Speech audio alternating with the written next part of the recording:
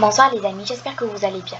Demain, on va commencer notre première vidéo sur le module économie monétaire et financière. Le module عندنا 3 ديال les chapitres. سميتهم هنا axe. Le premier chapitre c'est à l'économie monétaire. Le deuxième, il va porter sur l'économie financière. Et le troisième est consacré pour le système financier. بالنسبة l'axe ديالنا الأول, les théories monétaires, on va répondre à deux questions. La première, quelle place la monnaie occupe-t-elle dans le fonctionnement de l'économie? La deuxième, est-ce que les phénomènes monétaires peuvent-ils affecter l'activité économique?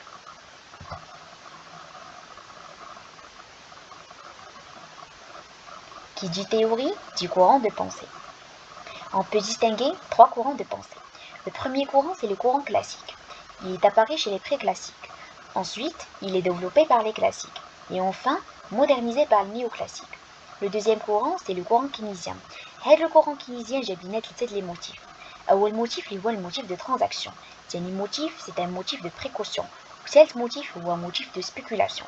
هاد les trois motifs غادي نديتايوهم أكثر في les slides اللي جايين.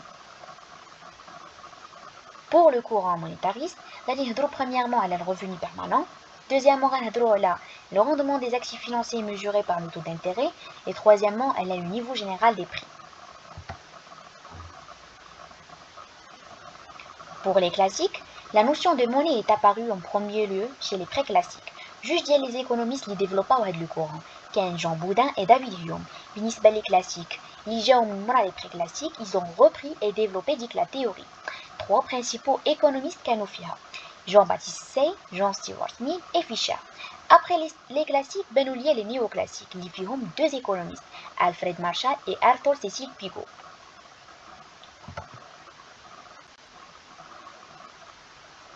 Les préclassiques, Jean Boudin qui a vécu entre 1530 et 1596, il préconise qu'il existe un lien de causalité entre la variation de la masse monétaire et l'évolution du niveau général des prix. Donc il y a une علاقة اللي كتربط ليا la masse monétaire et le niveau général des prix. Et شنو هي بدا هاد la masse monétaire? La masse monétaire هي la quantité de monnaie qui circule dans une économie. هي الكمية الفلوس اللي كتسيركولي في البلاد ديالي. Pour lui, la richesse d'un pays se traduit par l'abondance de la masse monétaire.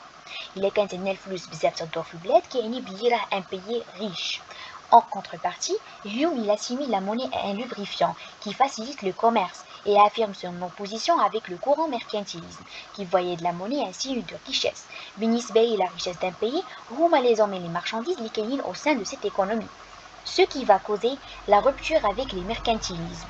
Pour plus de détails sur le courant mercantilisme, je vous invite à faire des recherches. ندوزو دابا لي كلاسيك اللي جابوا لينا لا تيوري كوانتيتاتيف دو لا موني. جون باتيست هضر لينا على جوج ديال لي بوين. قال لينا بلي l'économie n'est qu'un voile qui masque la réalité des échanges, c'est-à-dire les produits s'échangent contre les produits. Autrement dit, du moment que le produit est fabriqué, le plus grand désir du producteur c'est de vendre, pour que la valeur de ce produit ne change pas entre ses mains. Et l'argent procuré par la vente est remis en circulation pour l'achat des biens d'équipement et de consommation. On peut prendre l'exemple d'un commerçant de détail. تيبيع les shampoings. هاد le commerçant قبل ما غادي يبيع غادي يشوف الكاتيجوري de shampoing les plus demandés في المارشي غادي يختار 3 ديال les marques وغادي يبيعهم في المارشي bien sûr contre une unité monétaire. داكشي اللي غادي يربح une partie غادي يكونسوميها et l'autre partie غيعاود يشري بها دوك les produits اللي تيبيع. Donc هنا la monnaie il circule le marché bien sûr et ما بقيناش غير في اللوجيك ديال لا فونت مي كاينه حتى لا كونسوماسيون اي لاشا. دونك نقدروا نقولوا من هاد ليكزامبل الا مشى هاد لاجون شد داك الفلوس اللي ربحهم وخباهم المارشي ما غاديش يسيركولي وكلشي غادي يوقف حتى حد ما غادي يخدم. داكشي علاش قال لينا thésauriser la monnaie est inutile, il n'est source d'aucune rémunération. C'est sur quoi repose la théorie de Say qui stipule que chaque offre crée sa propre demande. Quant à John Stuart Mill, il appuie sur les conclusions de Say et stipule que la monnaie est insignifiante. À ses yeux, la monnaie n'est finalement qu'un simple moyen d'échange, mais elle n'a aucun impact sur l'activité économique. La monnaie est en effet une variable de la sphère monétaire et ne peut jouer un quelconque rôle dans la sphère réelle. Autrement dit, la monnaie ne peut jouer sur la production des richesses. La monnaie ما عندها حتى شي قيمة بالنسبة ليه حيت كتسيركولي دغيا. Donc, بحال كاع les instruments d'échange et ما عندهاش un impact على la richesse ديال شي بلاد مثلا معين. Donc Fisher جمع لينا هادشي كامل وخرج لينا l'équation des échanges اللي هي فيها 4 variables. MV est égal à P fois T.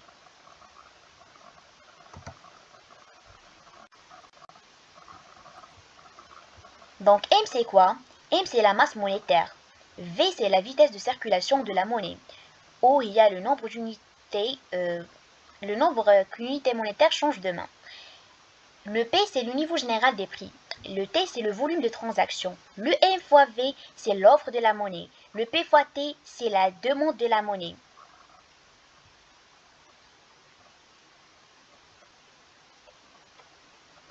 Donc à travers cette équation, خرجنا بواحد les 4 hypothèses. Alors l'hypothèse numéro 1, V est constant. Donc la vitesse de circulation de monnaie, il est constante. Il est habitant.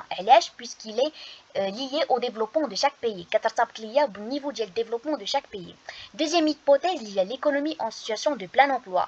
Alors en situation de plein emploi, que veut dire le plein emploi? Il y a ni tout le monde travaille. Il n'y a ni chômage, ni rien du tout.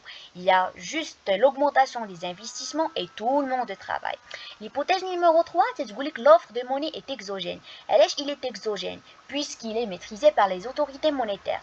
يعني كتحكم فيها la banque. Et il y a les maîtrisés l'offre ديالي. La quatrième hypothèse, le volume de transaction, il est constant. Alors sous ces 4 conditions, l'équation de Fischer devient M fois V constant est égal à P fois T constant. Donc on peut déduire qu'il existe une dichotomie entre la sphère réelle et la sphère monétaire. Une dichotomie veut dire donc il existe la dichotomie entre la sphère réelle ou la sphère réelle, il désigne le marché des biens et des services. Et la sphère monétaire, il représente les mécanismes de création monétaire. Conclusion, la monnaie est neutre.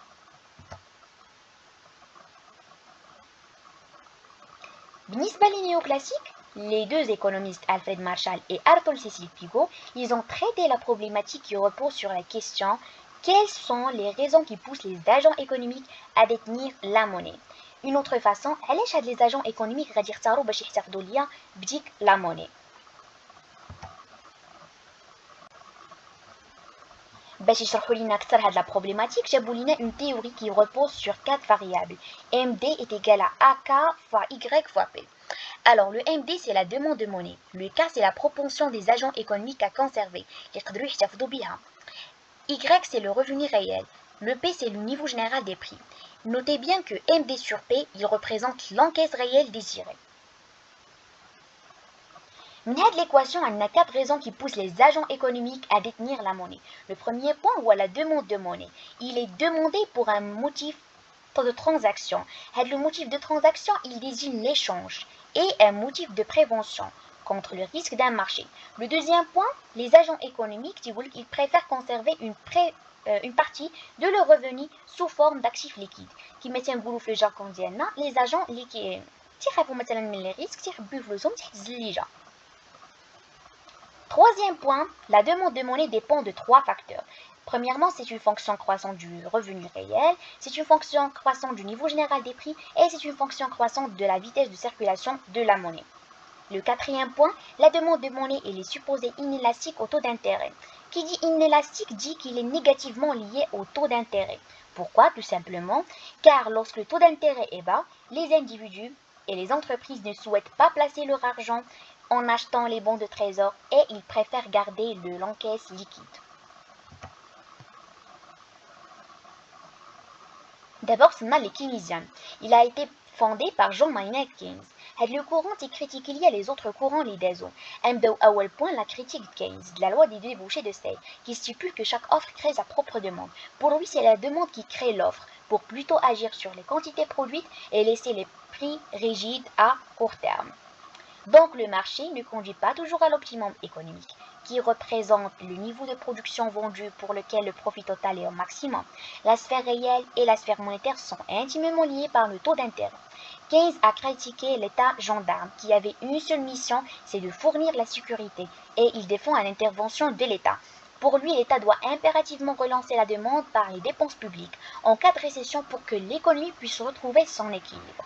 Selon Keynes, la monnaie peut être désirée selon 3 motifs. Le premier, de transaction, qui signifie que la monnaie peut être utilisée comme un intermédiaire des échanges. اللي هو واحد l'instrument اللي كيلعب بيه واحد الوسيط ديال les échanges ديال المبادلات. Le deuxième motif qui est de précaution ديال الاحتياط, il repose sur des préférences de liquidité.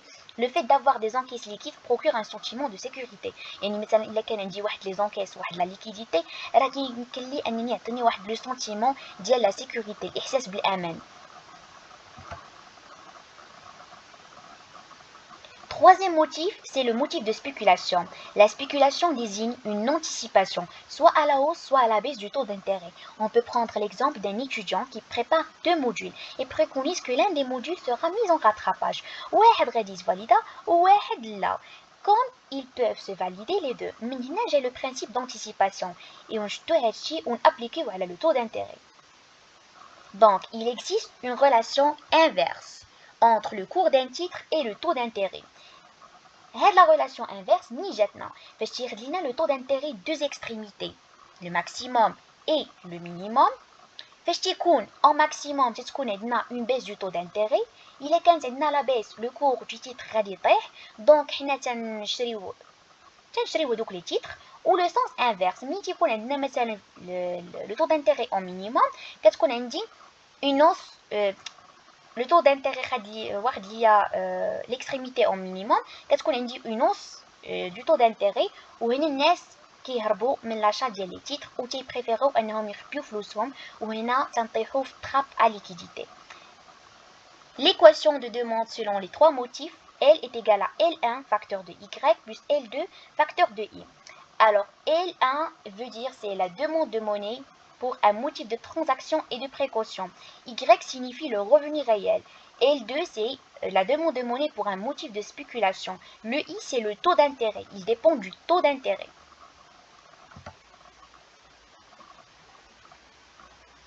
La courbe de Phillips selon les keynesiens, il illustre la possibilité d'un arbitrage entre l'inflation et le chômage. L'inflation désigne la perte du pouvoir d'achat de la monnaie qui se traduit par une augmentation générale et durable des prix. Le chômage, quant à son tour, peut être défini comme l'état d'une personne souhaitant travailler et qui est à la recherche d'un emploi. Selon Phillips, il existe une corrélation négative entre le taux de chômage et le taux de salaire. C'est-à-dire lorsque les salaires augmentent, le taux de chômage baisse. Et lorsque le taux de chômage baisse, le taux d'inflation augmente.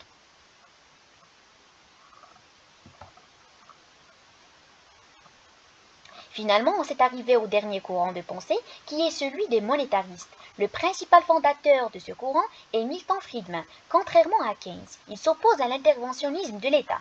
Selon lui, la demande de monnaie dépend de trois variables. Premièrement, le revenu permanent. Le revenu permanent est une théorie de Milton Friedman.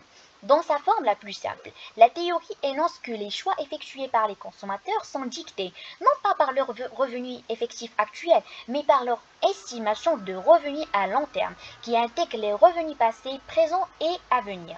Donc la demande de monnaie est une fonction croissante du revenu permanent. Deuxièmement, le rendement des actifs financiers mesuré par le taux d'intérêt. Si le taux d'intérêt est élevé, les agents préfèrent détenir des titres plutôt que de la monnaie. Donc ça, c'est la demande de monnaie pour un motif de spéculation. Et enfin, le niveau général des prix. Plus les prix augmentent, plus les agents ont tendance à se départir de leur encaisse monétaire pour acheter des biens et des services. Donc, la monnaie est active à court terme et neutre à long terme.